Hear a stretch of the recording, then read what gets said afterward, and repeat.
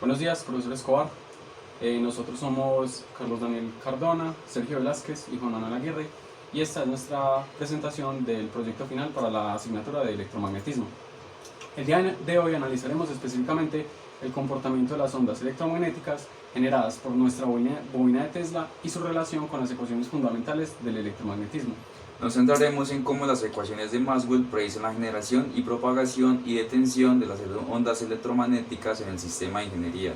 Demostraremos experimentalmente estos principios y cuantificaremos los parámetros de las ondas generadas. Para nuestro experimento implementamos lo que es una bobina de Tesla.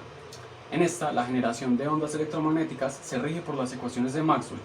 Comenzamos con la ley de Ampère-Maxwell, donde diferencial producto cruz por el campo es el rotacional del campo magnético que mide su circulación. Mu sub 0 igual a 4pi por 10 a la menos 7 henry sobre metro es la permeabilidad magnética del vacío. J representa la densidad de corriente en la bobina primaria. E sub 0 igual a 8.854 por 10 a la menos 12 faradios sobre metro es la permitividad del vacío. Y la derivada parcial entre el campo eléctrico y el tiempo es la tasa de cambio del campo eléctrico en el tiempo. En nuestro circuito, la corriente oscilante en la bobina primaria J genera un campo magnético variable en la derivada parcial del campo magnético y la derivada parcial del tiempo, que a su vez induce un campo eléctrico variable según la ley de Faraday, donde el producto cruz de la diferencia entre el campo eléctrico es el rotacional del campo eléctrico. La derivada parcial del campo magnético sobre la derivada parcial del tiempo es la tasa de cambio del campo magnético, y el signo negativo es el que indica la oposición al cambio según la ley de Lenz. Para caracterizar nuestra fuente de ondas electromagnéticas, primero calculamos los parámetros del sistema con nuestras bobinas de 100 espiras, 5 centímetros de largo y 2.1 centímetros de diámetro. Hacemos el cálculo de la inductancia. Usamos mu sub 0, el número de espiras al cuadrado, el radio de la bobina sobre la longitud de la bobina. Eso nos da aproximadamente 87.1 microhenrios. Después pasamos a calcular la capacitancia de la bobina, que sería 2pi por la permitividad del vacío por la longitud de la bobina sobre el logaritmo natural del radio exterior sobre el radio interior. Eso nos da más o menos 5 por 10 a la menos 12 faradios. Con esto podemos calcular la frecuencia de la resonancia, que sería 1 sobre 2pi por la raíz cuadrada de la inductancia por la capacitancia. Esto nos da aproximadamente 7.64 MHz. La corriente del sistema la determinamos analizando el circuito con el transistor 2N2222A. La corriente en la base es igual al voltaje de la batería, que es de 9 voltios, menos el voltaje entre la base y el emisor, que es de 0.7 voltios, sobre la resistencia en la base, que es de 22 kiloohmios. Esto es igual a 377 microamperios.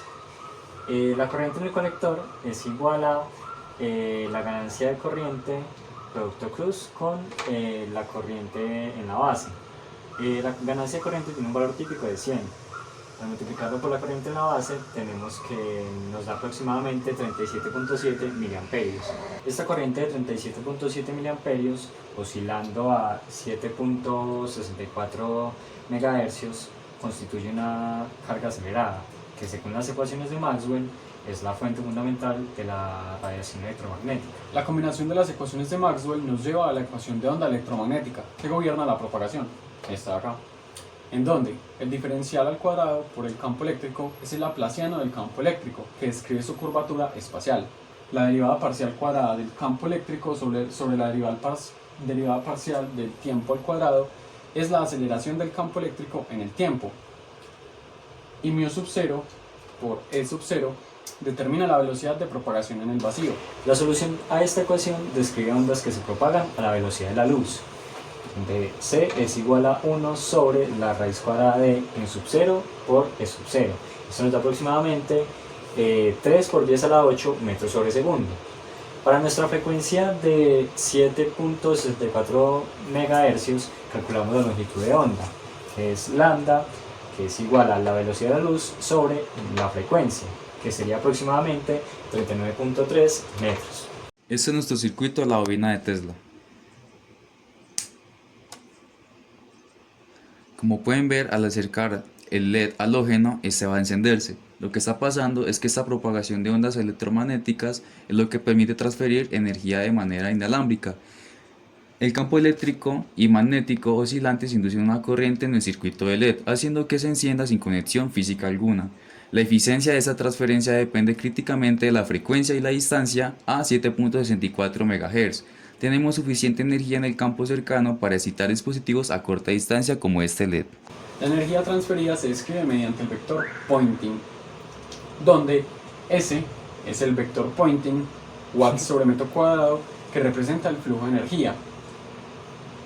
E producto cruz B es el producto vectorial entre el campo eléctrico y el campo magnético.